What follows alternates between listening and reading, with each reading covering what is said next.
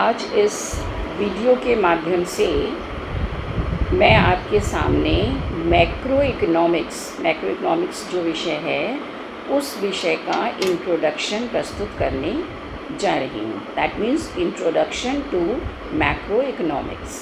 ये जो macro economics विषय है, ये विषय क्या है, इसके अंतर्गत हम किन किन चीज़ों का अध्ययन करते हैं, इस विषय की विषय वस्तु क्या है, इसकी लिमिटेशंस क्या हैं और ये विषय एक्चुअल में है क्या,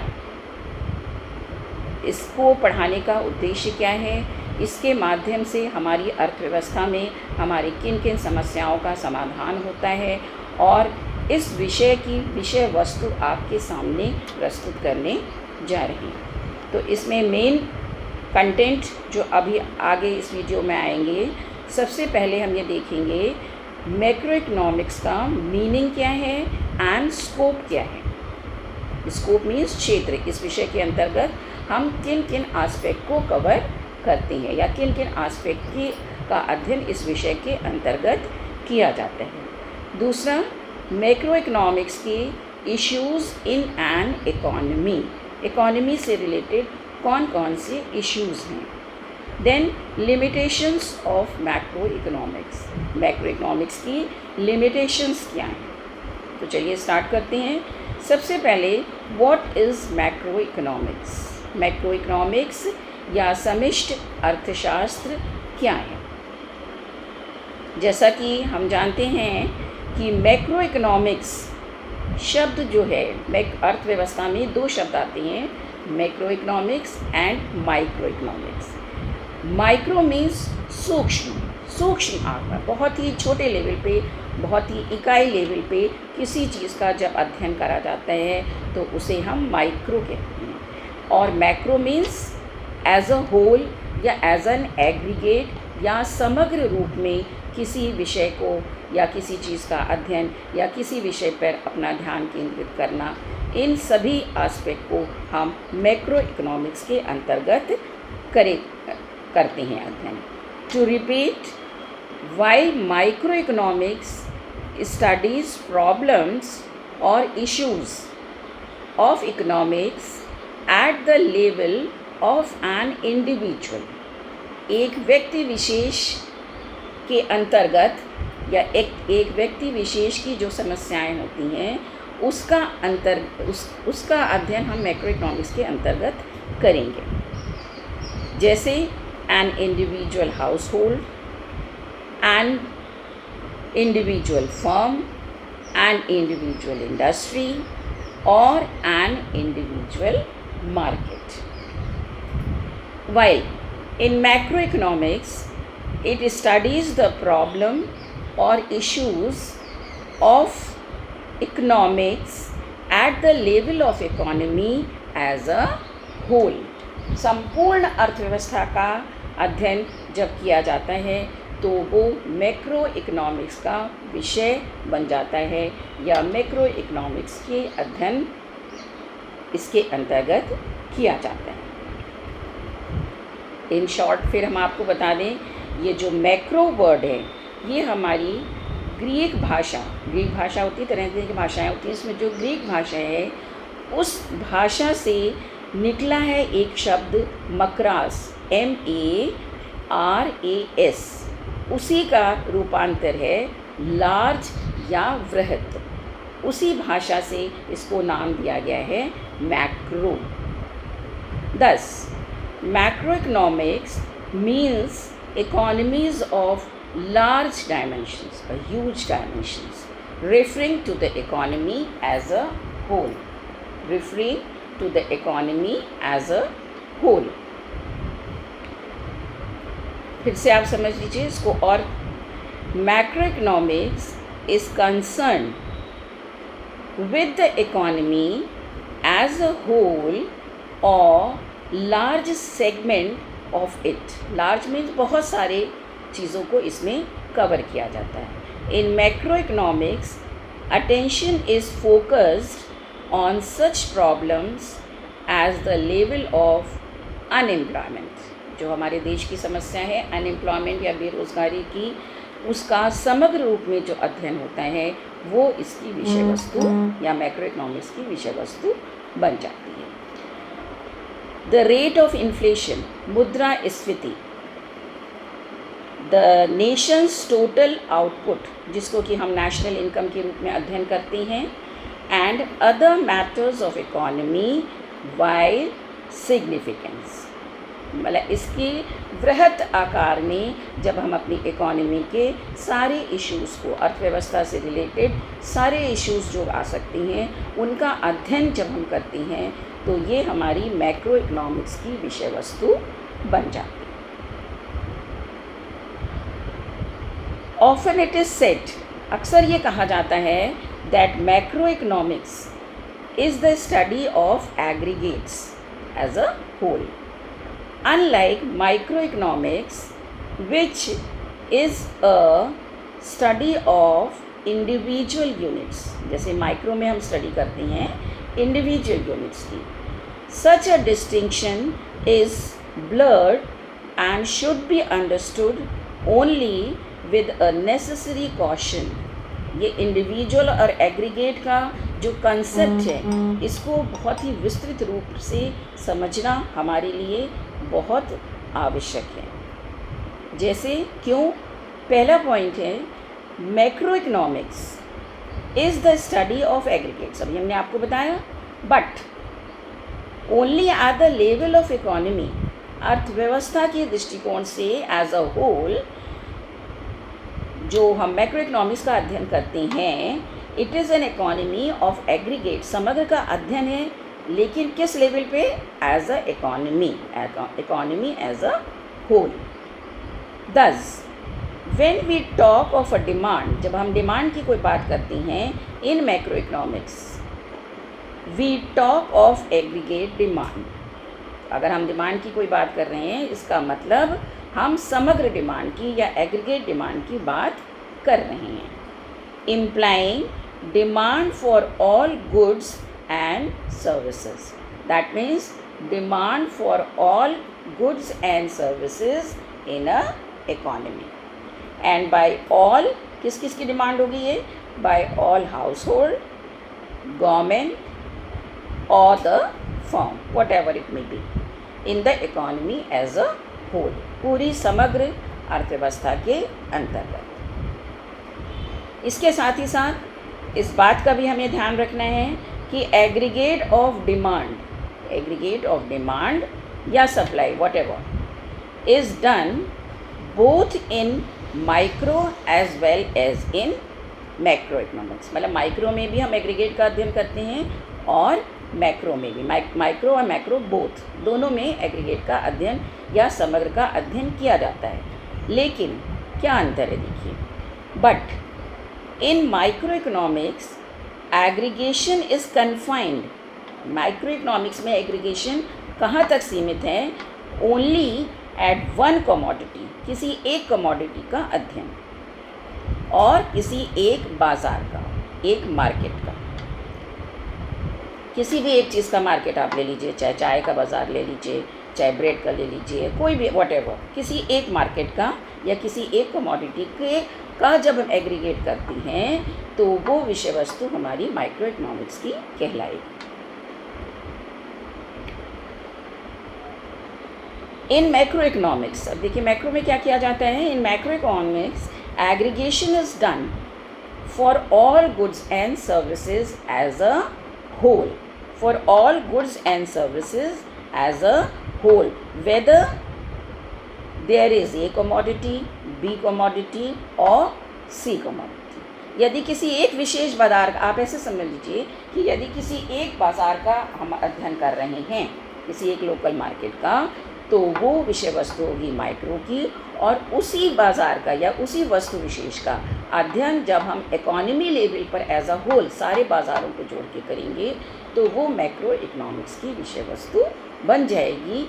और यहाँ आपने देखा कि एग्रीगेट डिमांड का अध्ययन हमने माइक्रो में भी किया और एग्रीगेट का ही हमने मैक्रो में भी किया, लेकिन माइक्रो में हमने केवल एक इंडिविजुअल मार्केट का किया, जबकि मैक्रो में हमने उसी वस्तु के मार्केट का एज अ होल, जहाँ जहाँ वो मार्केट है पूरी इकोनॉमी में एज अ होल उसका अध्ययन किया। Now, other point is microeconomics is the study of individual unit. अभी हमने आपको बताया था it is the study of individual unit. Of course, but it does not exclude the study of aggregates relating to the concerned individual unit. उसी individual unit का हम aggregation भी करते हैं. ये माइक्रोइकोनॉमिक्स की विषय वस्तु है. In microeconomics, we may study demand and supply. Microeconomics में हम डिमांड एंड सप्लाई का अध्ययन करते हैं रिलेटिंग टू सपोज़ आप कोई उदाहरण लीजिए, किसी हमने टेक्स्ट बुक का अध्ययन किया कि ये बुक कितनी मार्केट में सेल एंड परचेज हो रही है या इसकी डिमांड और सप्लाई कितनी है मार्केट में. While the study is confined to the market for text book, suppose economics की ही ले लेते हैं, only it does involve aggregation of demand and supply. दोनों का टोटल करना इसमें आवश्यक है. Demand is aggregated for all the student. जितने भी स्टूडेंट उस किताब को खरीदते हैं वो उस किताब के लिए डिमांड को जनरेट कर रहे हैं by buying text book. And supply किसकी तरफ से प्रोवाइड की जाएगी? Supply is aggregated for all the firm supplying text book in economics. उस विषय से संबंधित इकोनॉमिक्स जो कि अभी आपने कहा, तो उस विषय से संबंधित वो किताब जितनी मार्केट में सप्लायर दे रहे हैं उसका पूरा हम टोटल करेंगे, सिर्फ उस पर्टिकुलर किताब का, उसकी डिमांड और सप्लाई का. अब देखिए how macro economics is different from micro economics. इसको दूसरे तरीके से और विस्तृत रूप से और विस्तृत आकार में एक्सप्लेन करने के लिए हम ये आपको बता रहे हैं किन किन एस्पेक्ट से मैक्रो और माइक्रो इकोनॉमिक्स एक दूसरे से अलग हैं. सबसे पहला आधार है हमारा एग्रीगेशन या डिग्री ऑफ एग्रीगेशन. जो एग्रीगेशन का स्तर है, जो समग्र का स्तर है, वो क्या है? Micro economics studies economic issues relating to a single economic unit. अभी प्रीवियसली ऊपर हमने आपको ये बात एक्सप्लेन करी. लाइक अ फर्म, किसी एक फर्म का, और a small group of economic unit like an industry. Macro economics studied economic issues relating to all firms in the economy.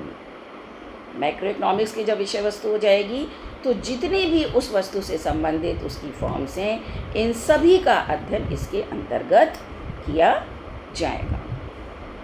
ये पहला पॉइंट है डिग्री ऑफ एग्रीगेशन. दूसरा है फोकस ऑफ स्टडी. इस स्टडी में फोकस किस बात को दिया गया है? Micro economics focus on the study of principles, problems and policies relating to optimum allocation of resources. जैसा कि हम जानते हैं माइक्रो इकोनॉमिक्स किस बात पे केंद्रित करती है अपने आप को कि जितने भी हमने फैक्टर ऑफ प्रोडक्शन को एलोकेट किया है, एक जगह एकत्रित किया है किसी वस्तु का उत्पादन करने के लिए, उनको हम अनुकूलतम आकार कैसे देंगे, किस तरीके से हम ऑप्टिमम साइज़ में उन चीज़ों को हम एकत्र कर रहे हैं. अब ये ऑप्टिमम साइज़ क्या होता है? ऑप्टिमम साइज़ मीन्स अनुकूलतम आकार, the best way to use all the factors of production to get the maximum profit. इसको बोला जाता है कि आपने अपने फर्म में, अपने प्रोडक्शन में ऑप्टिमम एलोकेशन ऑफ रिसोर्सेज किया है to attain maximum profit. On the other hand, macroeconomics focuses on the study of principles. Macroeconomics जो है वो प्रिंसिपल्स की स्टडी करती है, प्रॉब्लम्स की स्टडी करती है, पॉलिसीज़ की स्टडी करती है, सेम माइक्रो इकोनॉमिक्स की तरह रिलेटिंग टू अनएम्प्लॉयमेंट या employment status and growth of resources in the economy. हमारे इकोनॉमी के ओवरऑल जितने भी फैक्टर्स ऑफ प्रोडक्शन हैं जो कि हमें अपने उद्योग धंधों में या किसी भी वस्तु को प्रोड्यूस करने में लगाए जाने हैं, उन सभी वस्तुओं की ग्रोथ किस तरीके से हो रही है, इनसे रिलेटेड सारे सिद्धांत, सारे प्रॉब्लम्स और सारे स्टडीज़ एज अ होल, समग्र रूप में, एग्रीगेट रूप में हम अध्ययन करते हैं मैक्रो इकोनॉमिक्स के अंतर्गत। Next point, basic parameter of subject matter. अब हम इसमें देखेंगे कि सब्जेक्ट मैटर का बेसिक पैरामीटर मीन्स उसकी बाउंड्री क्या है या उसको नापने का आधार क्या है।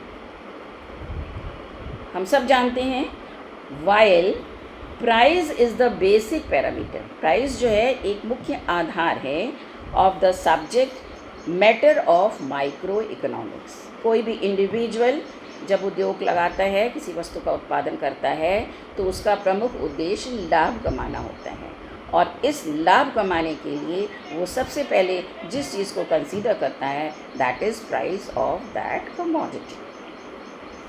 It is a income in case of macro economics, और यही जो प्राइस होता है जिस पर वो अपना प्रोडक्ट को सेल करता है, उस सेल से उसको जो इनकम प्राप्त होती है, उन सारी इनकम को जोड़ के हम राष्ट्रीय आय की जब गणना करते हैं, that will become the subject matter of macroeconomics. मतलब इंडिविजुअल की सारी इनकम को जोड़ के जो माइक्रो के लेवल पे सारी इनकम कलेक्ट हुई है, उसको जब हम जोड़ के एग्रीगेट में राष्ट्रीय आय की गणना करते हैं, तो ये मैक्रो इकोनॉमिक्स का विषय बन जाता है या इसकी विषय वस्तु बन जाती है। In case of microeconomics,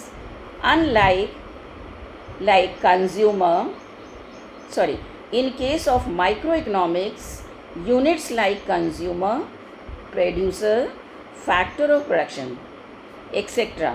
take their decision mostly on the basis of price in different market.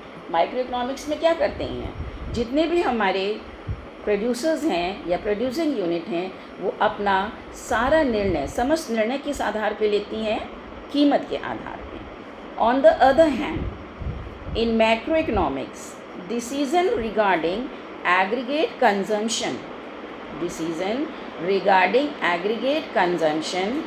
Aggregate investment, aggregate saving etcetera are taken mainly on the basis of income, meaning national income. तो जब macro economics में हम अध्ययन करते हैं तो इन सभी single units को प्राप्त होने वाली आय का जब हम अध्ययन करते हैं, that becomes the subject matter of macroeconomics. Next parameter, method of study in formulating the principle of microeconomics के सिद्धांत बनाते समय we assume other thing being equal. आपको पता है अर्थशास्त्र के सिद्धांत में, माइक्रो में जब हम सिद्धांत बनाते हैं तो सारे सिद्धांतों में यह माना जाता है कि अन्य बातें सामान्य रहने पर, other thing being the same. For instance in case of law of demand, जब हम मांग के सिद्धांत का अध्ययन करते हैं तो हम ये मान के चलते हैं, we study the relationship between demand and price, other factors including demand. वो और कौन कौन से फैक्टर्स हैं जो डिमांड को हमारे प्रभावित करते हैं, जैसे इनकम ऑफ द कंज्यूमर की कितनी इनकम है, उसका कि क्या हैबिट है, उसका टेस्ट क्या है, और प्राइस ऑफ रिलेटेड गुड्स, उसके कॉम्प्लीमेंट्री या सप्लीमेंट्री गुड्स का प्राइस क्या है, etcetera are assume to be constant. इन सारे फैक्टर्स को हम ये मान लेते हैं कि ये रिमेनिंग अनचेंज्ड हैं और इनको ये स्थिर हैं या इनमें कोई परिवर्तन नहीं हुआ है। इस बात को मानते हुए हम लॉ ऑफ डिमांड का अध्ययन करते हैं। दैट मीन्स प्राइस और डिमांड के रिलेशनशिप का हम अध्ययन करते हैं, other thing being the same या it has not been change, अन्य बातें सामान्य हैं, तब हम इस विषय वस्तु का अध्ययन कर रहे हैं। सच अ मेथड ऑफ स्टडी, ये जो मेथड है अनिवार्य सामान्य रहने का माइक्रो इकोनॉमिक्स के लेवल पर, इसको हम बोलते हैं partial economic analysis. Partial economic analysis. On the other hand, दूसरे तरफ यदि हम देखें, on the other hand in case of macroeconomics में क्या होता है, in case of macroeconomics economic factors are categorized into important aggregates. जितने भी इम्पॉर्टेंट फैक्टर्स हैं उनको हम अलग अलग एग्रीगेट के माध्यम से स्टडी करते हैं। जैसे एग्रीगेट डिमांड क्या है, समग्र मांग, एग्रीगेट सप्लाई क्या है, एग्रीगेट कंजम्पशन क्या है, पूरा कंजम्पशन अर्थव्यवस्था में कितना हुआ है, एग्रीगेट इन्वेस्टमेंट कितना हुआ है, etcetera. Mutual dependence of these factor, क्योंकि ये फैक्टर्स एक दूसरे पर किसी न किसी रूप में निर्भर करते हैं, is the central stage of macroeconomics. ये सारे factors, aggregate demand, aggregate supply, aggregate investment and aggregate consumption, ये जो है aggregate is the subject matter of macro economics. This method is called, इस मेथड को हम कहते हैं quasi, QUASI, quasi general equilibrium analysis. Quasi general equilibrium analysis. Next point है set of assumptions. अब देखिए इसमें किन किन अजम्पशंस को हम टेकअप करेंगे।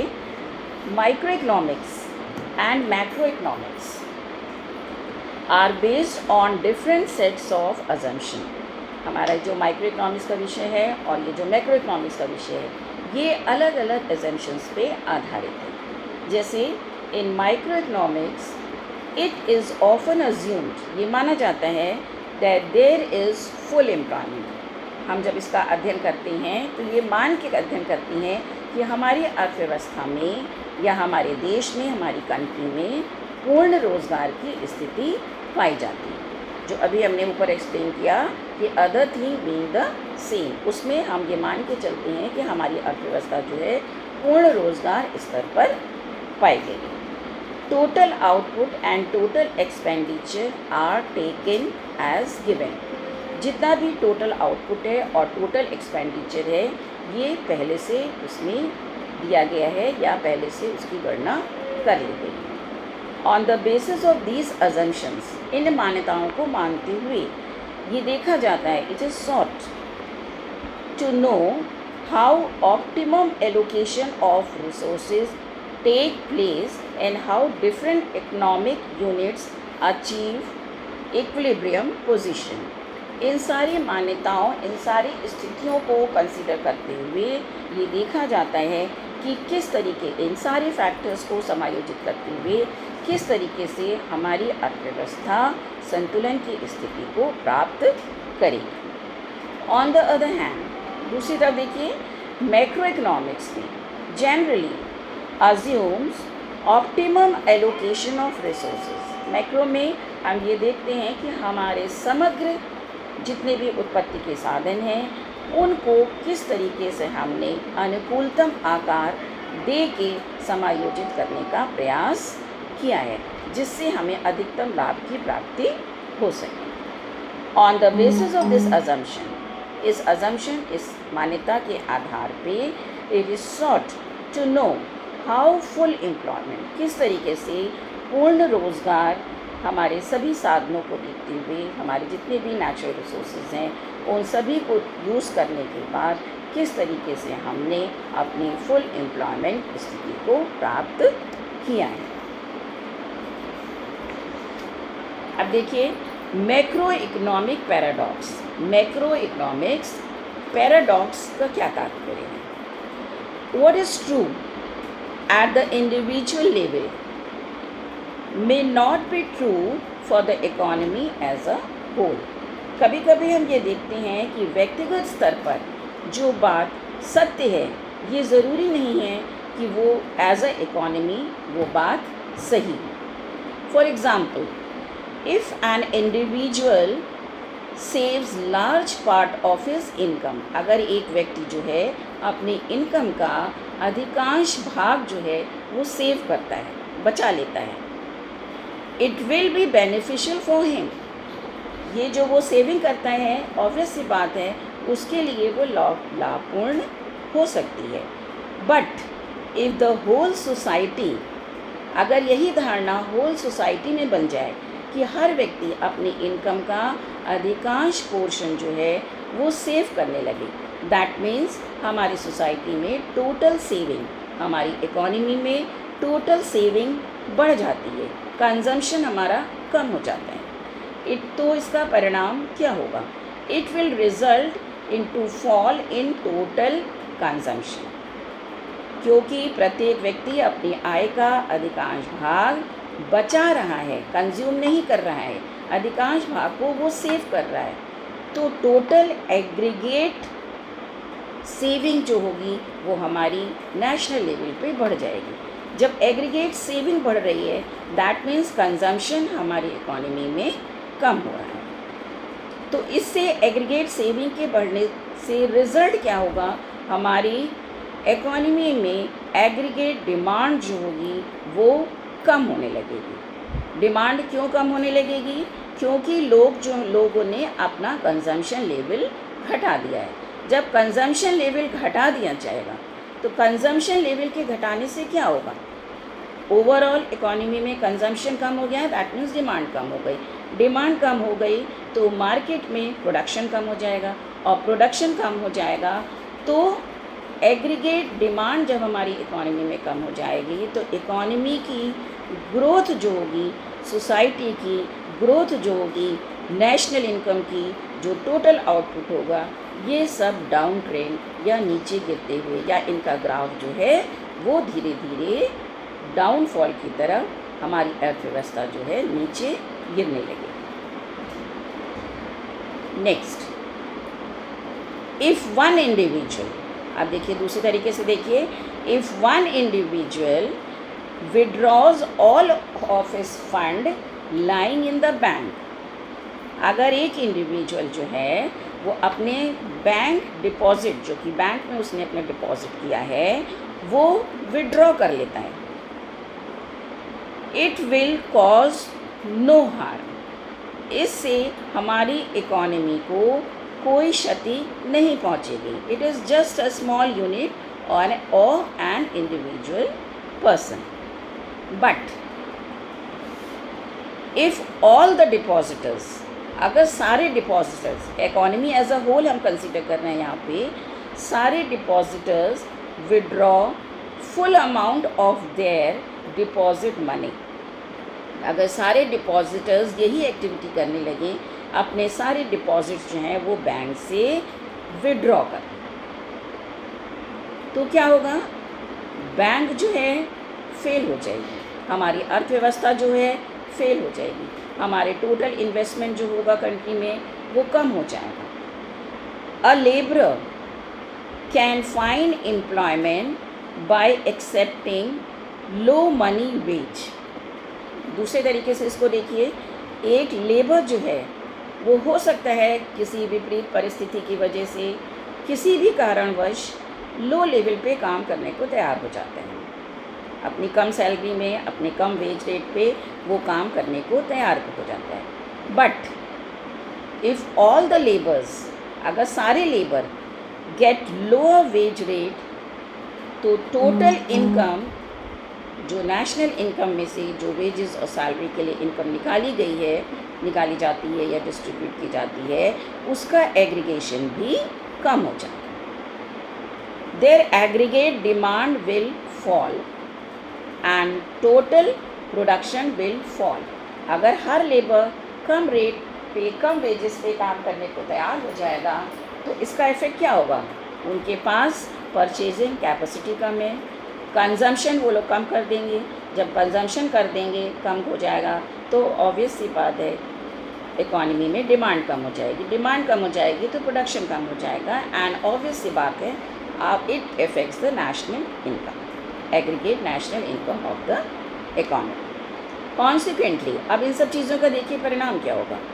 Consequently employment instead of going up, हमारा जो रोज़गार स्तर है ऊपर जाने के बजाय नीचे उसका ग्राफ जो है वो डाउन ट्रेंड होने लगेगा.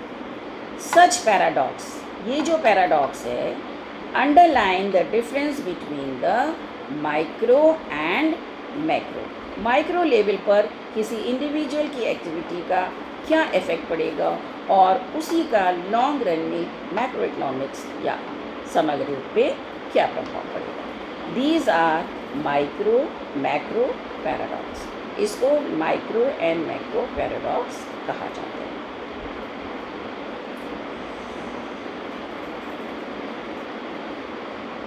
इसको एक एग्जाम्पल द्वारा और हम आपको समझा सकते हैं.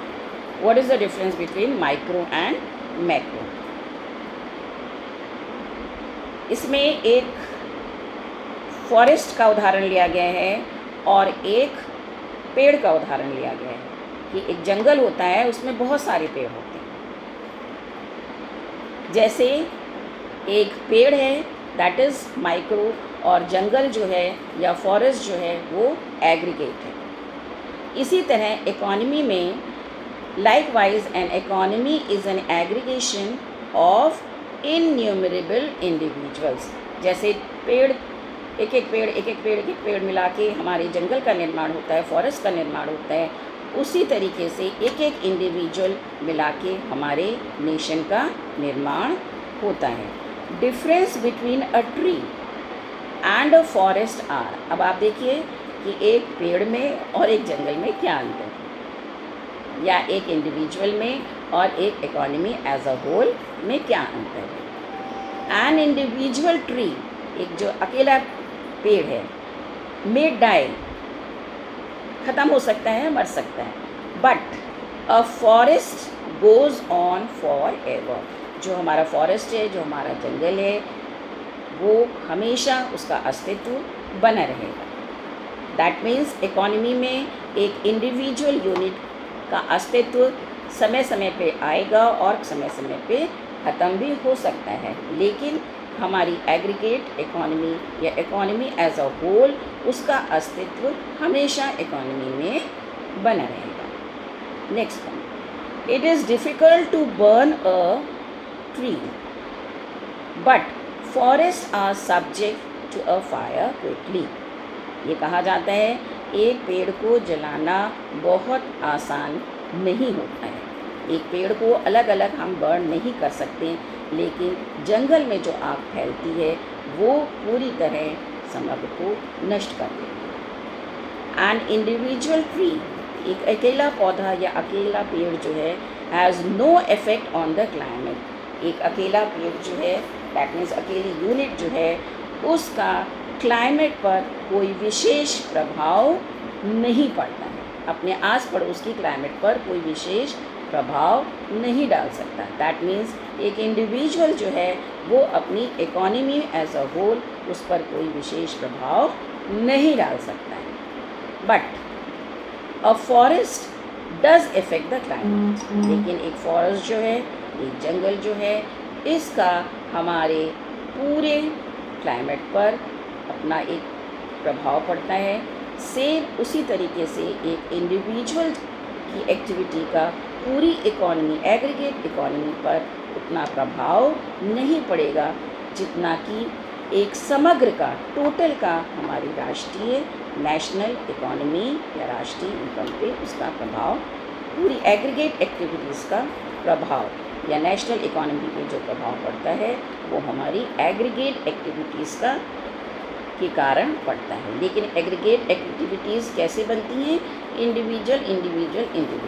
जब हम इंडिविजुअल एक्टिविटीज़ को एग्रीगेट करते हैं तो नेशनल इकोनॉमी का जन्म होता है.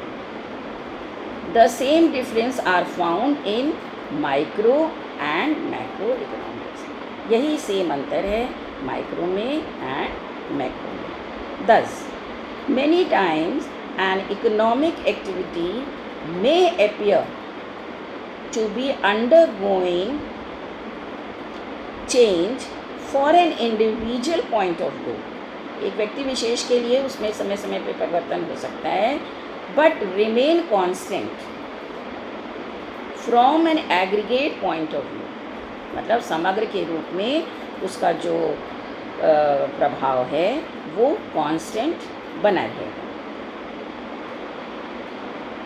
इसको और देख लीजिए, इसको और क्लैरिफाई करने के लिए इस पॉइंट को भी हम आपको एक्सप्लेन कर रहे हैं। Very often they components each other, कभी कभी हम देखते हैं कि इकॉनमी में एक दूसरे पर आधारित हमारी यूनिट्स होती हैं, एक दूसरे के कॉम्प्लीमेंट्री होती हैं। It is often in the backdrop of macro economic environment like the level of income, आय का स्तर, एम्प्लॉयमेंट का स्तर, डिमांड का स्तर, दैट इंडिविजुअल प्रोड्यूसेस या individual producer decide what to produce and how to produce। Economy as a whole को देखते हुए एक जो प्रोड्यूसर होता है वो ये डिसाइड करता है अपने कंपोनेंट्स जो को भी कंसिडर करते हुए कि हम किस चीज़ का उत्पादन करेंगे, कितनी मात्रा में उत्पादन करेंगे और कितने उत्पत्ति के साधनों का हम उसमें समावेश करेंगे। And it is often in the backdrop of existing allocation of resources at the micro level that the plan and program are formulated at the macro level for the future growth and development of the economy। That means micro level पे जो plans बनाए जाएंगे उन्हीं का effect हमारी national economy पर या macro level पर एक इंडिविजुअल व्यक्ति या एक इंडिविजुअल प्रोड्यूसर या एक इंडिविजुअल एंटरप्रेन्योर जो डिसीज़न लेता है वो इकॉनमी या अर्थव्यवस्था की स्थिति को देखते हुए कि अर्थव्यवस्था में aggregate income, aggregate employment, aggregate production, एग्री प्राइस, ये सारी स्थितियाँ क्या हैं, इनको कंसीडर करते हुए वो अपना ऑप्टिमम एलोकेशन ऑफ रिसोर्सेज करता है जिसका कि प्रभाव टोटल हमारी अर्थव्यवस्था पर इसका एग्रीगेशन करने के बाद इसका प्रभाव देखने को मिलता है। तो देखिए यहाँ पर आपने देखा कि माइक्रो इकोनॉमिक्स और मैक्रो इकोनॉमिक्स में क्या डिफरेंस है। पहले हमने आपको एक्सप्लेन किया what is macro economics and the difference between micro and macro economics. अपने नेक्स्ट वीडियो में हम आपको एक्सप्लेन करेंगे what is the scope of macro economics. Macro economics का स्कोप क्या है, क्यों इस विषय का अध्ययन किया जाता है। Thank you.